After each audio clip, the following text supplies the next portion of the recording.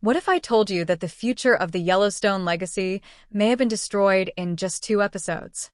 What if the greatest threat to Beth and Rip wasn't the disease that wiped out their herd, but the people they trusted afterward?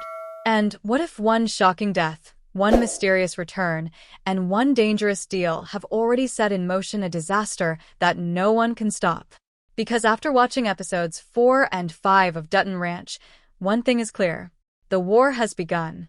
And this time, Beth and Rip may not survive it unchanged. Stay with me until the end, because we're breaking down every shocking moment, every hidden clue, and the terrifying reason why Beth's newest alliance could become the biggest mistake of her life. Let's get into it. Episode 4 begins with tragedy. Beth and Rip are finally trying to build something new in Texas. After everything they lost in Montana, they hoped Rio Palma would offer peace. Instead, it delivers devastation. A deadly foot-and-mouth disease begins spreading through their cattle. At first, it looks like bad luck. But Beth Dutton doesn't believe in bad luck. She believes in enemies. The moment she starts investigating, the story begins falling apart. The veterinarian supposedly connected to the sale of Bullet, the bull that infected their herd, has never even heard of the seller. Suddenly, this isn't an accident. It's sabotage. Someone deliberately targeted Beth and Rip. Someone wanted them ruined. But before they can find the person responsible, they face an even bigger nightmare. The herd must die. What follows is one of the most heartbreaking scenes in the Yellowstone universe. Rip digs a massive grave. The infected cattle are led into it. Then, one by one, he pulls the trigger. Every shot feels heavier than the last. These aren't just animals. They're the future. Their hope. Their survival.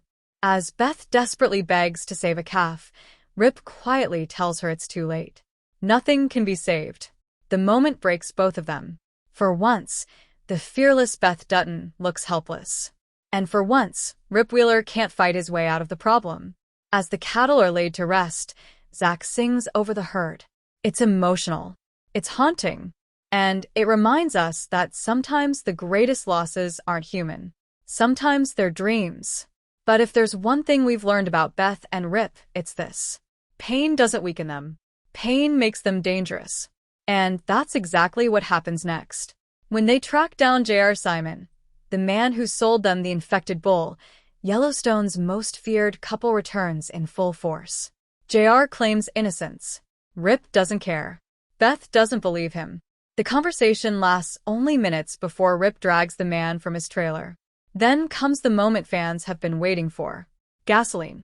A lighter. An explosion. And one of the coolest walkaway scenes in franchise history. As flames consume the trailer behind them, Beth calmly smokes a cigarette while Rip walks beside her. No fear. No hesitation. No regret. The old Beth and Rip are back. And everyone should be terrified. But while Beth and Rip are fighting enemies, another story is quietly unfolding. A story involving Carter. And it may become even more important. Feeling ignored by Beth and Rip, Carter begins searching for independence. That's when he meets Dwight. At first, Dwight seems harmless. He's eccentric, funny, a little strange. Then Carter discovers Dwight's secret. A pet leopard named Xena.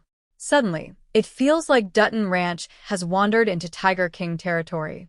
But beneath the humor is something meaningful. For the first time in a long time, Carter has a mentor. Someone who sees potential in him. Someone who treats him like an adult. And Carter desperately needs that. At the same time, his relationship with Orina continues growing. Unlike many relationships in the Yellowstone world, theirs feels genuine.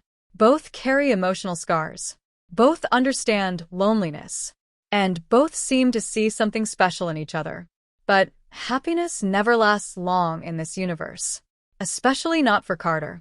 Meanwhile, Beth discovers Orina has been spending nights with Carter. Being Beth, she doesn't exactly handle the situation gently. She warns Orina in typical Beth fashion. Protect Carter. Or suffer the consequences.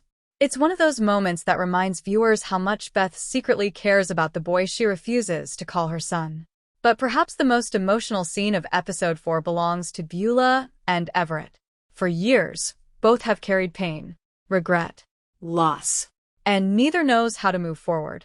When Everett admits he still can't remove his dead son's tire swing, the heartbreak becomes impossible to ignore. For a brief moment, it seems like the two might finally reconnect, maybe even heal together. But the past refuses to let go. And by the time Everett leaves, Beulah is left crying alone. It's one of the rare moments where her armor cracks completely, and it changes how we see her. But episode 4 is only the beginning, because episode 5 raises the stakes dramatically. After losing everything, Beth and Rip face a terrifying question. The answer arrives in the form of Beulah Jackson. Her ranch is struggling. Their future is uncertain. And together, they see opportunity. Rip accepts a position as foreman of the 10-petal ranch. It's a shocking moment. For years, Rip only worked for Yellowstone. Now he's working for someone else. Someone who may not be trustworthy.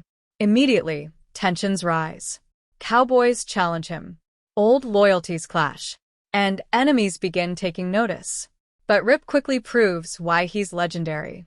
Within days, he establishes authority and earns respect. Unfortunately, Beth is entering a much more dangerous game. She proposes a partnership with Beulah. Together, they can rebuild the ranch. Together, they can make money. Together, they can create something powerful. But something feels wrong. Beulah is smart. Too smart. And Beth knows it. Every conversation between these women feels like a chess match. Neither trusts the other. Neither fears the other. And neither plans to lose. That's why this deal feels less like a business agreement and more like a deal with the devil.